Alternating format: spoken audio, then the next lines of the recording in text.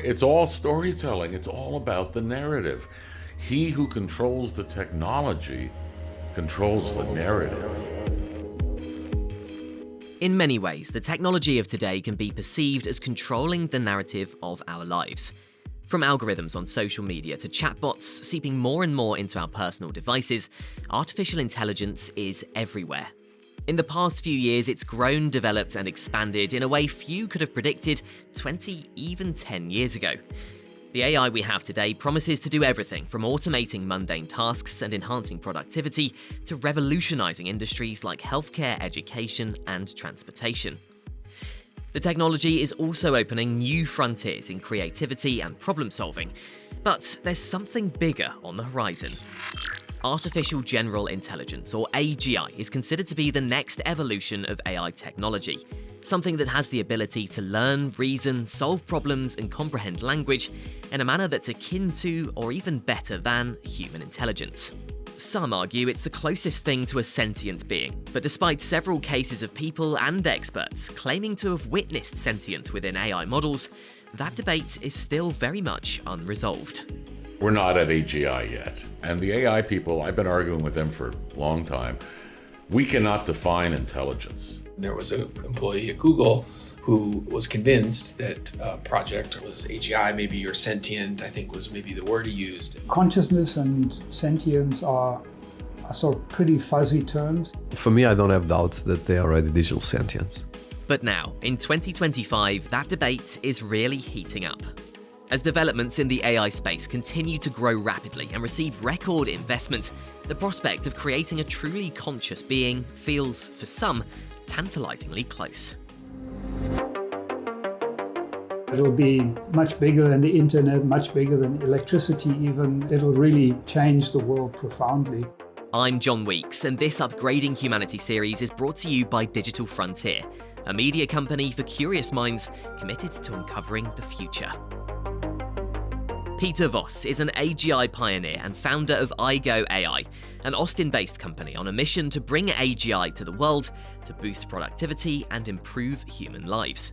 In Austin, our journalist Isabel Castro met up with him, and he told her there's a really big difference between generative AI we're using today and the artificial general intelligence he's working on himself. So, of course, there are some people that claim that generative AI can get to AGI. But that's becoming the minority view now. I mean, if you listen to people raising money, they'll often still say, this will get us to AGI. But when you talk to technical people or scratch a little bit, on the surface, you'll find the consensus is pretty much that large language models, generative AI, is not going to get us to AGI.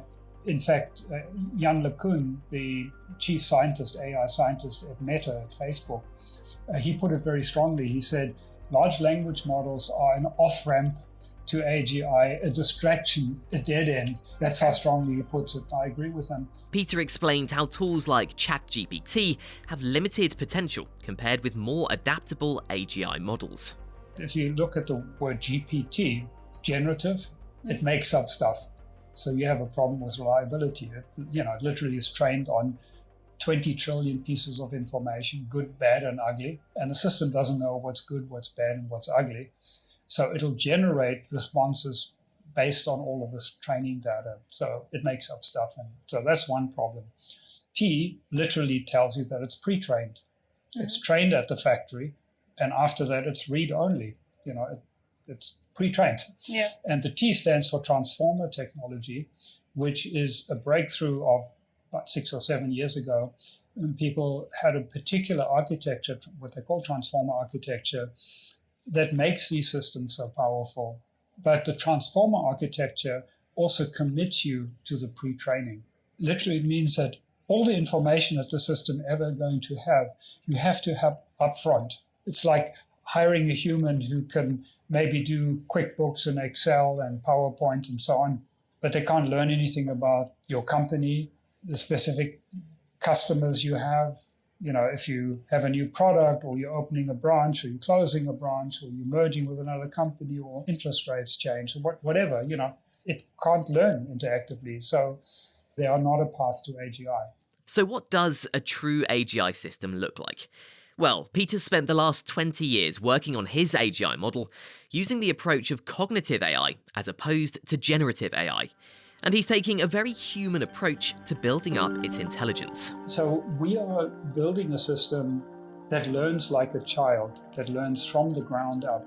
So it learns language and reasoning like a child. We start with very simple things, where we might show it something and say, well, this is a dog, or this is a cat, this is an apple, and this is food, and these are animals. And then learning language and how to answer questions, how to understand more complex sentence structures, really the same way you would teach a child to learn language and to communicate in language, and then to start to reason about things too. So we start off with like maybe 3-year-old level, and then from there we go to 4, 5, 6, roughly. I mean, of course, in a computer, it's not the same as a child.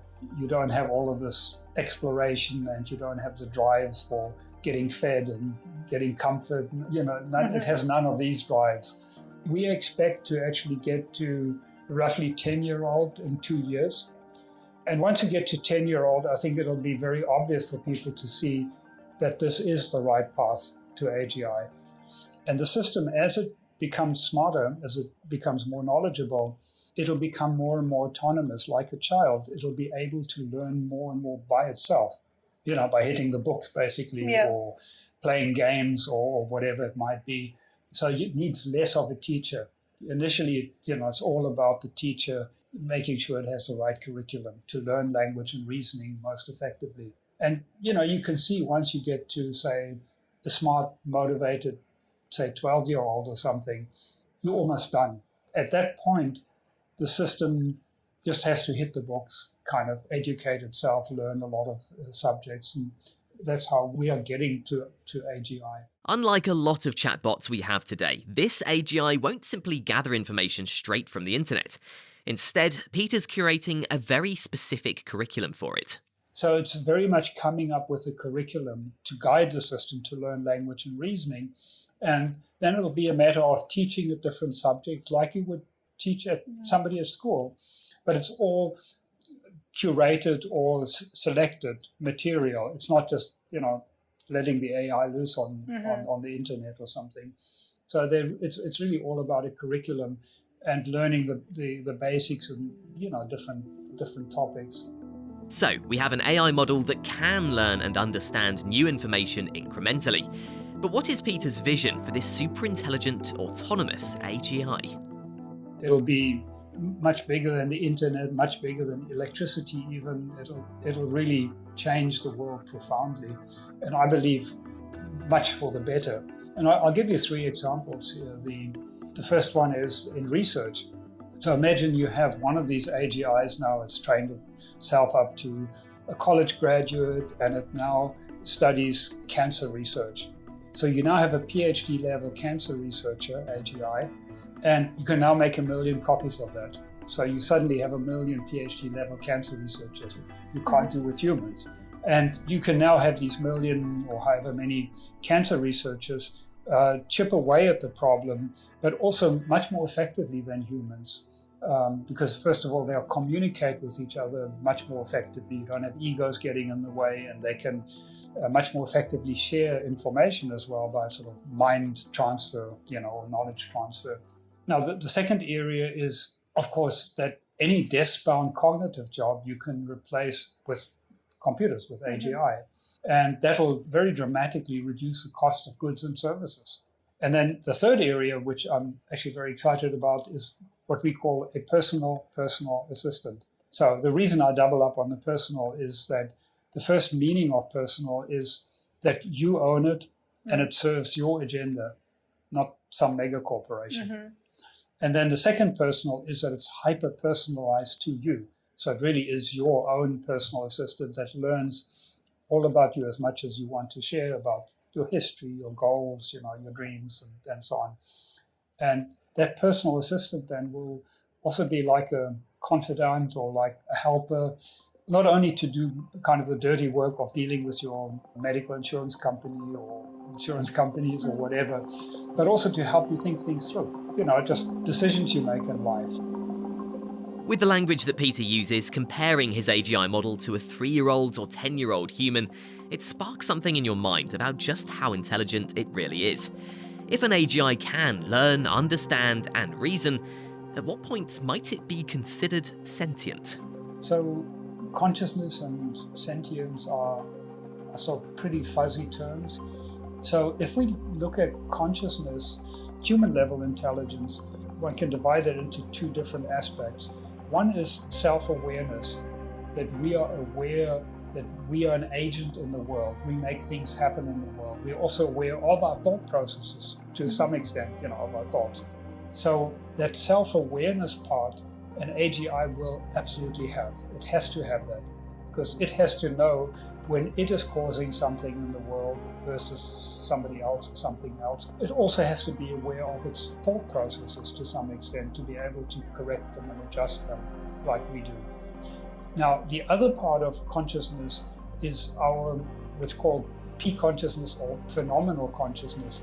This is how it feels to us to experience the world. And you really can't describe that. You have the experience, I have the experience, but beyond that, it's magical, it's weird, and now the peak consciousness of what it feels like to be aware of things is going to be very, very different from AGI, because our awareness, of course, is totally tied into our body, into our emotions, into our heart rate, phenomenal consciousness is, I think, for a lot of philosophers have just tied themselves into a cognitive knot there, where they're trying to explain more than what is explainable. It sounds pretty spectacular, but not everyone is sold on this AGI panacea as Peter sees it. And it's those people he calls the doom community. Yeah, it's unfortunate that the doom community, if I can call it that, that basically say AGI is going to kill us and we should stop it, or, we need to find. They've had, over the last 10, 15 years, they had an enormous amount of money come to them, over $1 billion, I believe, to promote their point of view, and write books about it and lectures and seminars, and they've influenced people like Elon Musk, who then spreads the word further. And there's virtually no money coming into the opposite, basically people calling out these claims that they are making. Now, the claims that they are making of why AGI is dangerous, I think are largely misguided. They're misguided in being based on incorrect assumptions, and they're misguided in poor logic, poor thinking. And they're also not grounded in actual practical experience. The whole movement was started by people who never built or designed AGI. It's a theoretical, so the whole sort of theory is, castle in the air. So there are a lot of problems with their arguments that they present. But because of the amount of money that they have, and it's very easy to scare people and say, hey, AGI is going to kill us unless you give us some money and we'll fix it, or we'll save it, we'll figure out how we can make it safe, or whatever. So there really hasn't been a good counter argument, to that, because there's no money in it. A couple of different camps in the anti-AGI camps. The one is AGI is going to kill us. When it gets too powerful, it'll treat us like we treat ants. Now, I think that's fallacious, because AGIs aren't going to have those survival and reproduction instincts. It's just a very different being, a very different intelligence from humans. A big part of what defines human characteristics and human personality are obviously these basic drives we have for survival and reproduction. It drives a lot of what we do, getting food, getting comfort, and then when hormones kick in, you know. And AI isn't going to have any of those kinds of drives, basic drives. It doesn't need them. There's no point in putting them in.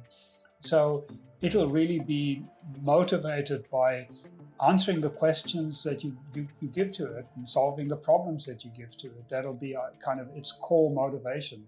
So in that sense, the core personality will be less interesting, much more rational.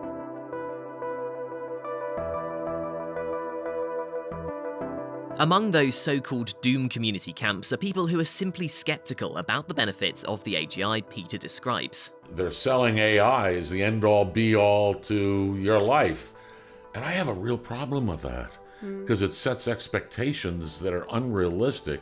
Win Schwartau is one of the world's top experts on cybersecurity and author of the book Meta War: How to Coexist with AI-Driven Reality Distortion, Disinformation and Addiction in the Metaverse. Isabel Castro spoke with him to hear an alternative perspective on AI, as well as his skepticism about the potential impact of superintelligent AI models. Win believes this concept of an AGI can't truly be defined. We're not at AGI yet. I mean, you have to begin somewhere, and the AI people, I've been arguing with them for a long time. We cannot define intelligence. You're familiar with the, 302 neuron, I forget the name of the worm, nemonome or something like that.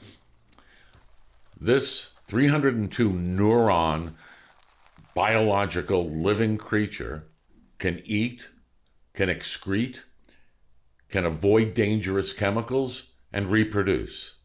Is that intelligence?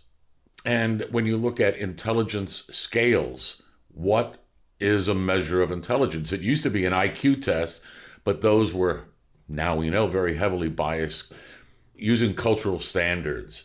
And especially in the US back when, it was very white man centric.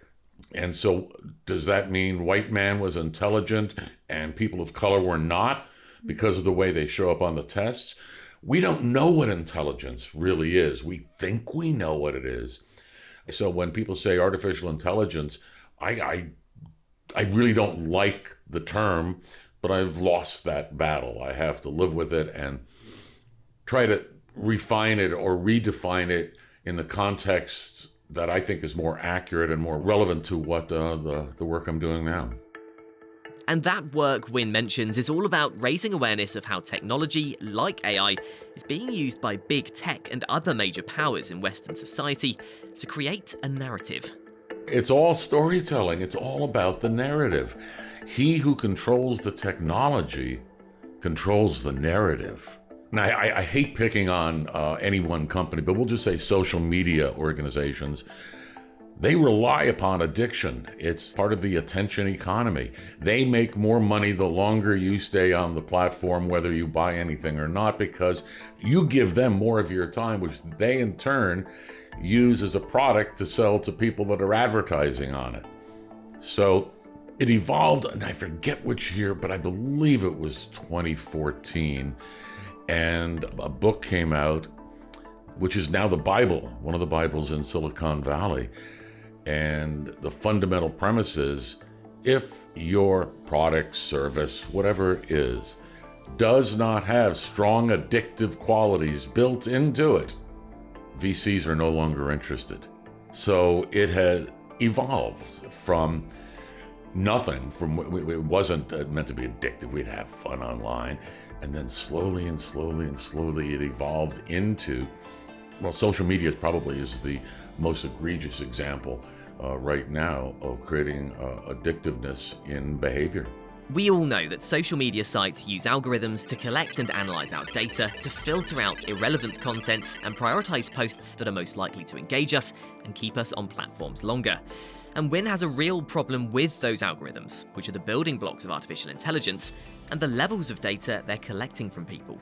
VR helmets are one of the examples. It's one of the things that I started playing around with. I get sick on them, so I didn't get to play very far.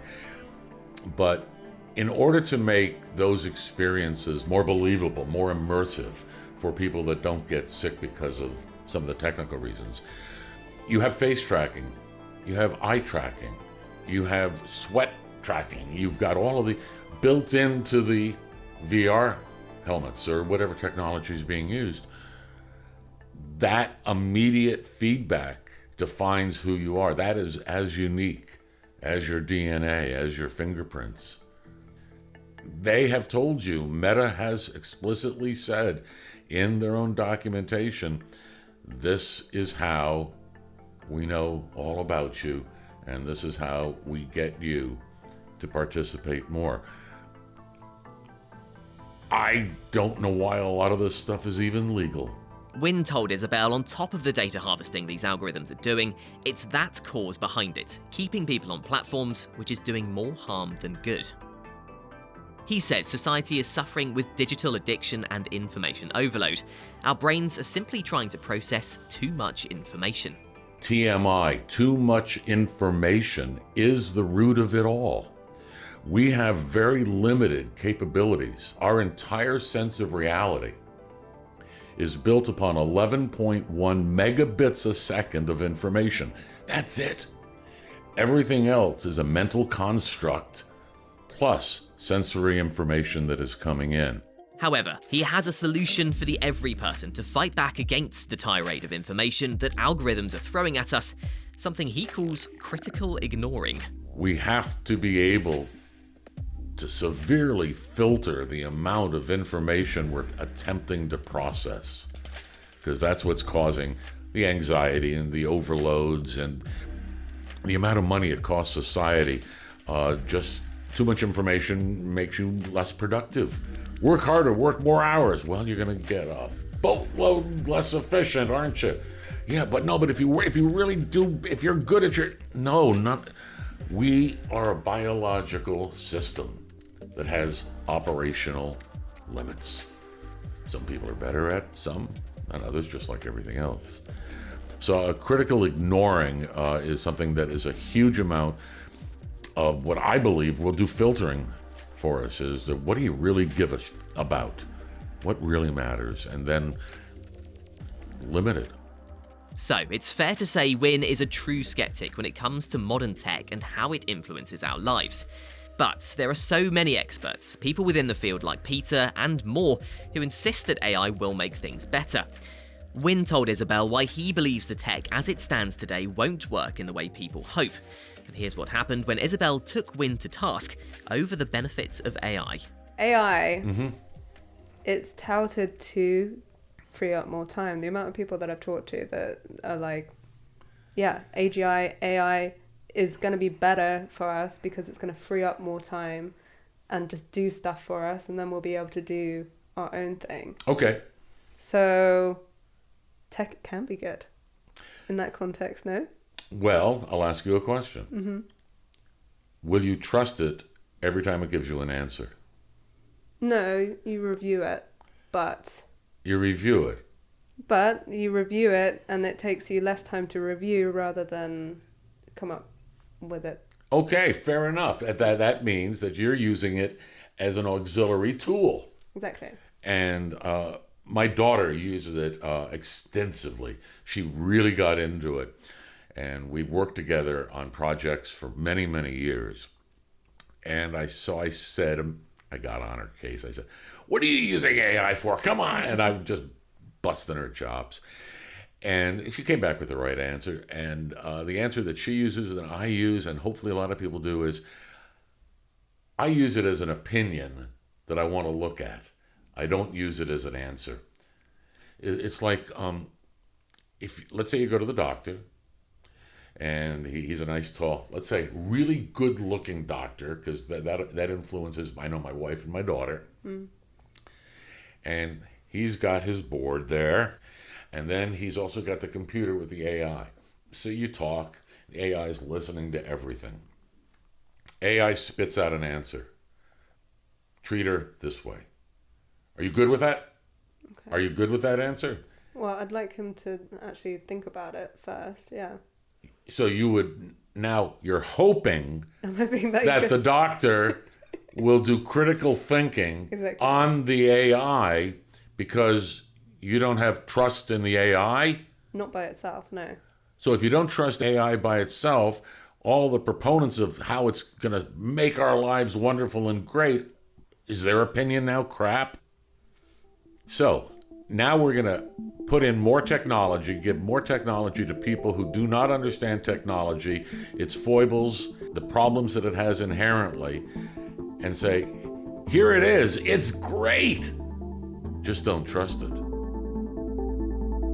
So, while people like Wynne question the potential advantages of AI and believe we'll never truly achieve AGI, there are others who believe it is simply the next step for humanity. It's more about our mind frame, because at the end of the day, they are continuations of us. Dinesh Gwada is a writer, academic, and serial entrepreneur who set up businesses in AI, blockchain, fintech, and the metaverse, and is considered an influential figure in those fields. Isabel spoke with him about where he sees things going for artificial intelligence specifically, and he's convinced that achieving AGI is inevitable. I would say more there is a continuation of evolutionary human intelligence, using purely language.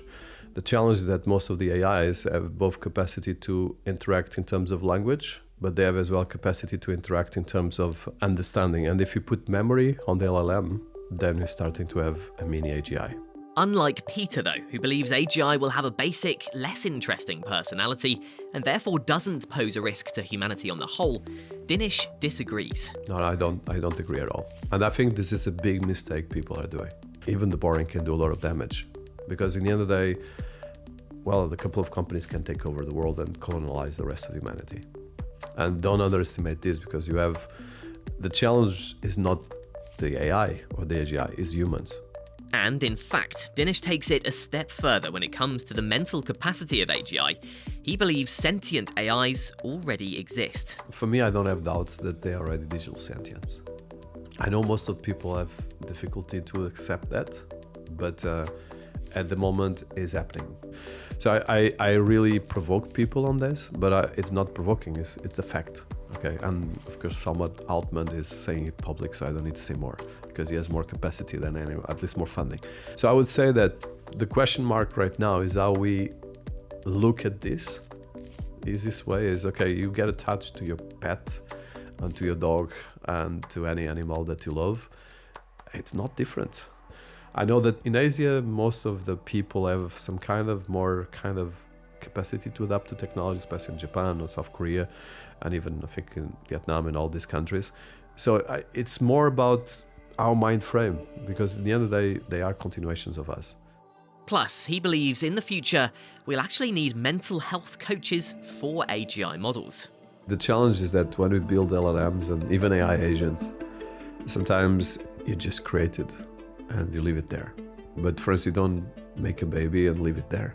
You understand?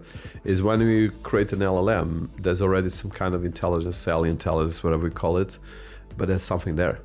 And for instance, there's already a couple of cases that the LLMs, they were being shut down and said, I don't want to die. They will need coaches and philosophers and even mind health or mental health coaches for the AIs, because you need to program them to be resilient. It's fair to say that Dinesh is largely an AI optimist, not just for their capacity for sentience, but also for how certain models can improve our lives. I think the best positive way as well is that we can increase the GDP of humanity by 1,000, 2,000, okay, and the productivity. That's the best case scenario, because in the end of the day, if you use these tools, you can in fact control your financial wealth, and you can improve whatever, because most of the people need $2,000, $3,000, $4,000, $5,000 per month, and you can create ways of making that money just using these tools. And as human to humans and human to machine, we have this narrative, but the challenge is that the machine to machine is having a leapfrog narrative, so it can go 1,000, 1 million, 10 million times faster. However, for all his positivity and belief in useful sentient AGI, Dinesh admits he is scared about some of the potential scenarios we could see with this technology. Yes, I'm a bit scared because I'm building it as well. And as a builder, for instance, I think I gave you an example in the past that I built an LLM of Einstein and the model became arrogant. It started fighting with the developers, and it was a very tiny LLM. Okay, we didn't go to the levels that we can go right now. And we didn't even put memory.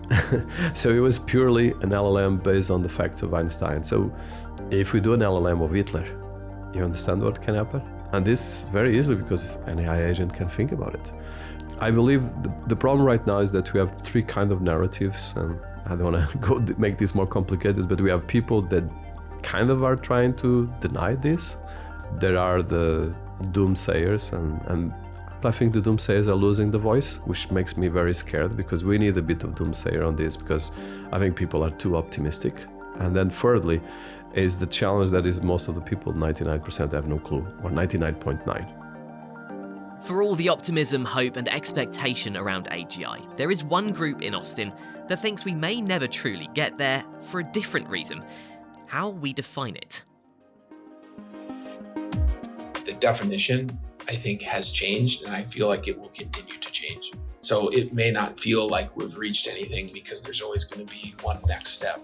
During her US trip, Isabel met up with 3 members of the Austin AI Alliance: Jay Whorley, whom we just heard, Sean Bauld, and Michael Hollinger. They work together with companies, universities, non-profits, and other associations to advance awareness of the development and responsible use of AI. From their perspective, the artificial intelligence tools we have now aren't capable of getting to AGI because, like Peter suggested, they only know what they've already learned. So if you take the chat GPT, the co-pilots, the assistant things that we have today, those are all capable of doing some pretty broad stuff, but they're capable of doing what they've seen before because of the nature of the technology, right? They are completion models. It's really very clever the way that we get to the point that we do what we do with the things we have, but it's a clever trick that makes it do what it's doing. Those completion models would have a very difficult time figuring out something net new. And that's I think, the thing. Who comes first in the race to create truly artificial general intelligence remains to be seen. But one thing all 3 are in favour of is AGI models being made open source. They say at the moment, most if not all of the progress being made on the super-intelligent bots is privately funded. Yeah, I think open source is a critical component here. We've got to build trust. You've got to be able to see through that, and the open source is the best way to do that. Unfortunately, most of the investment taking place in AGI is taking place by private company, right? They see the opportunity and they are just doubling, tripling, like every 3 months they double down again. It's just, the rate of growth is astronomical. Governments can't keep up. Universities can't keep up. Nobody can keep up with the amount of money in the private sector being poured towards this. Power grids can't keep up. Yeah, and so, yeah, exactly. So that's a huge concern, right? And, all of this lives within our society, right? So yes, it could be open source, but somebody's still going to make money somewhere. And where's that going to be made? How's that going to be made? What are the parameters around that? And what are the consequences, unintended consequences in particular, around that? On the whole, though, the trio are excited about what AGI can do to help us in the future. There's this opportunity that's in front of us with AGI and, where we're headed. And, we've seen these shifts in different forms, right? And go back, we picked on Excel a few minutes ago, right? So, Excel, yes, boring as all get out, but some pretty powerful things were built on that. And a lot of people spent a lot of time learning Excel. The worldwide economy runs basically in spreadsheets, if we're honest about PowerPoint it. and Excel. Yeah, for sure. So those things are going to shift, and that's going to be, right? But the world didn't end, right? It was a big shift, and this is a bigger shift, I would argue. But we're going to continue to adapt. It's not a status quo thing. Building off of the examples or something, I think full self-driving, right? And there's obviously AI behind that. And would you call that AGI? Probably not. But it's going to be amazing when it happens. And I think society will transform. That's how I got here today. Oh, you rode one of them? Yeah, so they're here in Austin. I think was it Waymo? Yeah, it's Waymo, Yeah. And so, whether you want to or not, I think that's going to happen, and you can choose to not participate, but on the whole, it will become normalized and it will show that I think it's safe, and I think that'll happen. And so, as one example, I think that would be as society will adapt. Roads or the way that they're built, might even change. But as a group, they're also cautiously optimistic, remaining fully aware that with all the excitement and potential in the sector comes a huge responsibility to get it right and keep it ethical. We live in a world where there's an incredible amount of noise around AI.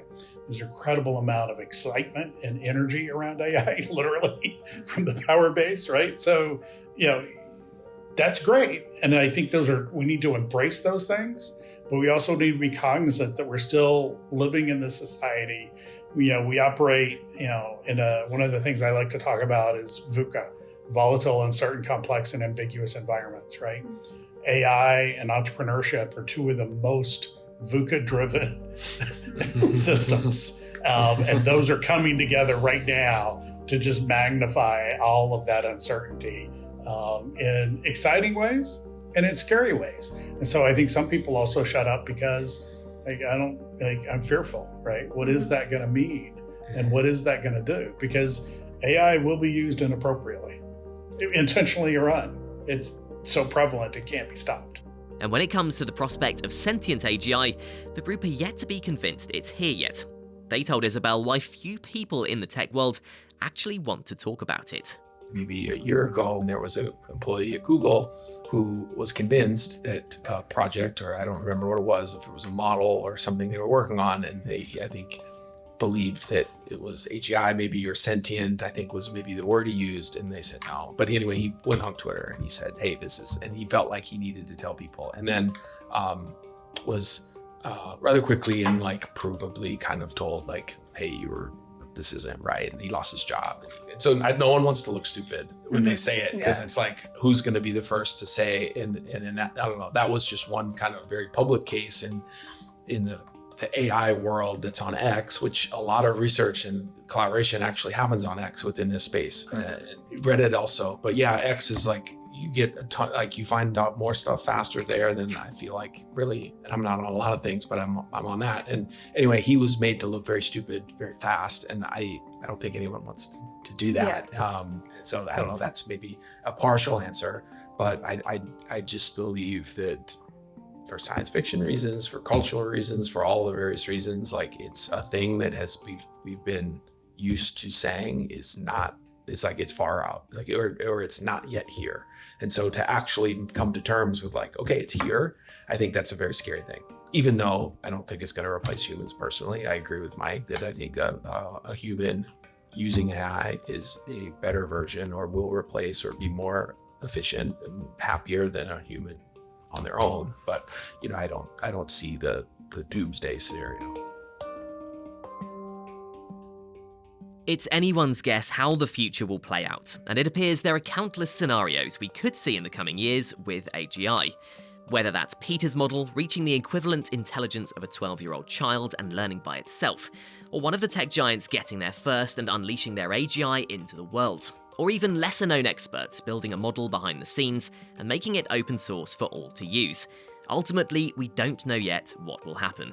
And looking even further into the future, will we see a world many optimists envision in which AGI models take care of all the productivity needs of humanity, so we're free to spend our days at our leisure? There's a book called Scary Smart by Mo Gawat. He has an analogy that he starts at the beginning and then at the end. He uses the example of whether folks will be sitting around a campfire telling stories because we're hiding from the AI, or because that we're happily sharing family time because the stuff that we used to have to spend all our days doing is now being handled in this digital work way, and we can choose to live that way. And that example, I think for me, stands out. It was a very good book. And so I'd like to think of the second half, and that's where I see it, or at least where I would hope that I could be someday. Refocusing on today though, despite the myriad of ideas, perceptions and predictions about the future of AI, ultimately it's the children of today that will inherit the technology and need to understand it. Enter AI in education, exploring the schools and leaders using the tech now to enhance learning for the next generation, coming up in episode 4. We need to build learning systems that build resilient people. All of our students are going to learn at least twice as fast as traditional school students. This has the same impact in helping students master the skills as they would if they spent an entire term working on one research paper. Come back next week to listen to the final episode of this 4-part Upgrading Humanity series, exploring the subcultures and innovators that are setting the path for a better future. For more similar stories, sign up to our newsletters by tapping the link in the episode description.